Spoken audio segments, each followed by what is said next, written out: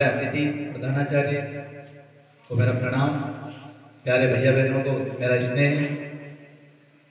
आज बड़ी खुशी की बात है कि हमारे भैया बहन जो छोटे नन्हे मुन्ने पूर्वार्ध क्लास में यहाँ आए थे और आज इतने बड़े हो गए हैं, और मुझे पूरी उम्मीद है कि आप बाहर जहाँ पर भी जाओगे वहाँ अपने शिशु मंदिर का नाम रोशन करोगे।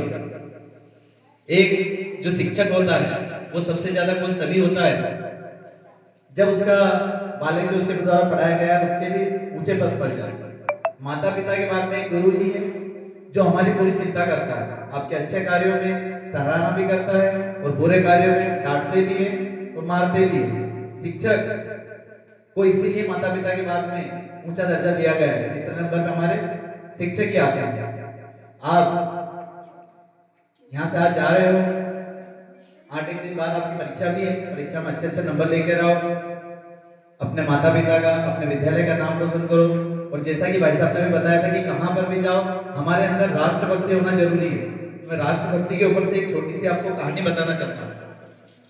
एक राजा थे, उनको एक मंत्री की आवश्यकता थी, तो उन्होंने जो उनके प्रधानमंत्री थे उनको बोला कि एक व्यक्ति की मुझे आवश्यकता है मंत्री के लिए, आप उसकी व्यवस्था कीजिए।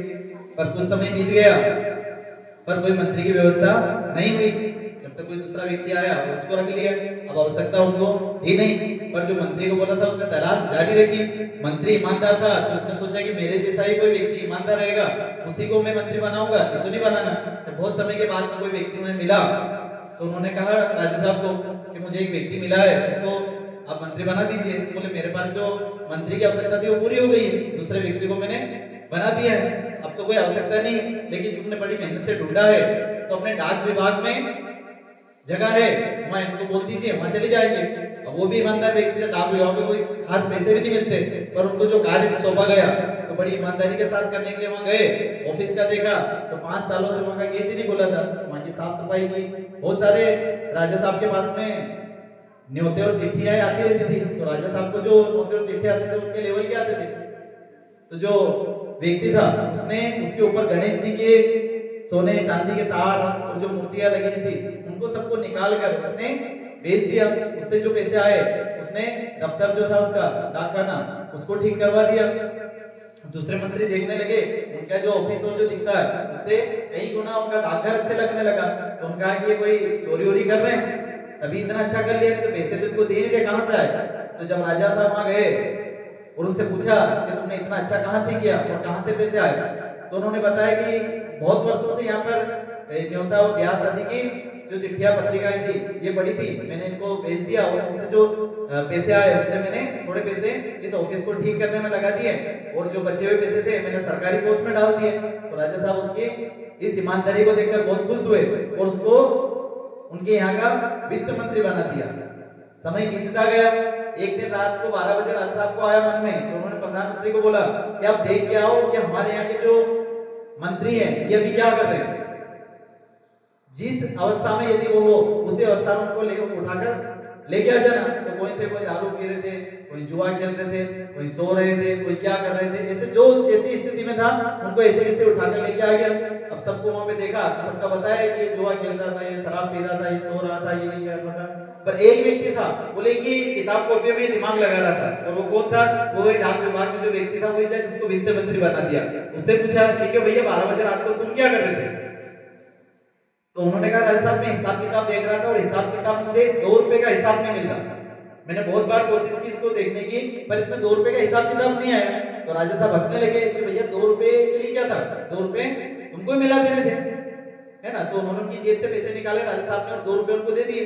बोले राजा साहब 2 रुपए तो मैं भी मिला सकता था, पर समस्या 2 रुपए की नहीं है, समस्या ये है कि ये जो मैं कार्य कर रहा हूँ इसमें खोट कहां पर है, वो कहां पे पैसे गए, इससे दूसरे लोगों के प्रति अविश्वास पैदा होगा और वो मैं नहीं चाहता। यह देखकर राजा साहब बहुत खुश हुए और उसकी ईमानदारी की कद्र करके उसको प्रधानमंत्री बना दिया।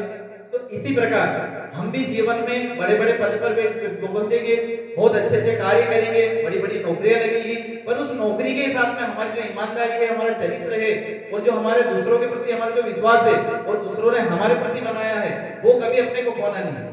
हमेशा उसके बल पे करना और अपने कार्य के साथ में उस कार्य में हमारी राष्ट्रभक्ति जरूर दिखनी चाहिए। यदि चाहे हम डॉक्टर बने तो यदि कोई गरीब बच्चा आया है तो उसको हम इलाज यदि करना चाहे, गरीब व्यक्ति हो कोई भी, तो उसका इलाज करवाने में जो हमसे मदद हो सके वो जरूर करेंगे। किसी भी पद पर हो हमारे अंदर राष्ट्रभक्ति होना जरूरी है। हम सबको पता है कि हर छात्र कलेक्टर नहीं बनता है, पर जो कलेक्टर बनता है वो एक दिन आप जैसा ही छात्र था। तो आप कभी भी निराशा में ना खोए कि हम छोटे से गांव में हमसे कुछ नहीं होगा। हम सब कुछ कर सकते हैं, यदि हमने ठान लिया तो सब कुछ कर सकते हैं। और आपके आचार्य दीदी है, हम सब आपके साथ में, किसी भी प्रकार की आपको कोई समस्या आती हो तो उसके लिए आप हमसे पूछें, हम जरूर उसकी सलाह देंगे और निराकरण करेंगे। और ऐसा कुछ कार्य अपने को नहीं करना जिससे अपने माता पिता और अपने टीचर को अपने को नीचे देखना पड़े। हमको हमेशा ऐसे कार्य करने हैं जिससे माता पिता का नाम हो, हमारे गांव का नाम रोशन हो, जो हमसे जुड़े हैं उनको भी हमको देख के खुशी होगी, नहीं आ रही व्यक्ति है और उन्होंने ऐसा कार्य किया है। तो आप सबको बहुत बहुत शुभकामना, बधाई कि आप बहुत अच्छे पद पर पहुंचो, बहुत अच्छी पढ़ाई करो। और जैसा भी भाई साहब ने बताया था कि अपने आचार्य दीदी को कभी छोटा नहीं समझना कि हम 8वीं तक पढ़े हैं, अब इनसे कोई गरज नहीं है। बहुत सारे बच्चे रहते हैं वो देखने ही पसंद नहीं करते, तो हमको भी दुख होता है यार इनको पढ़ा के कोई गुनाह कर दिया क्या हमने। इतने प्रेम प्यार से रखते हैं सभी को। माता पिता के बाद में टीचर ही ऐसा रहता है कि जो अपने बच्चों में अपना स्वरूप देखते हैं, और जो टीचर नहीं बन पाए वो सोचते हैं कि जो मैं नहीं बन पाया वो मेरे बच्चों को जरूर बनाऊंगा। जितना वो सीखते हैं सब कुछ, एक शिक्षक ही ऐसा रहता है कि जो जो उसको पता है कुछ उसके पास नहीं रखता। दूसरा व्यक्ति एक धन वाला व्यक्ति रहता है तो धन थोड़ा सा कुछ देता है पर उसका धन उसके पास बचा लेता है। पर शिक्षक ऐसा रहता है जितना उसके अंदर ज्ञान है इतना ही वो दूसरों को देने की कोशिश करता है। तो उस कोशिश को अपन नकारे नहीं और अच्छे अच्छे कार्य करें, अच्छे पद पर पहुंचे, देश का नाम रोशन करें, हमारे गांव का, हमारे सरस्वती शिशु मंदिर का नाम रोशन करें। जय हिंद।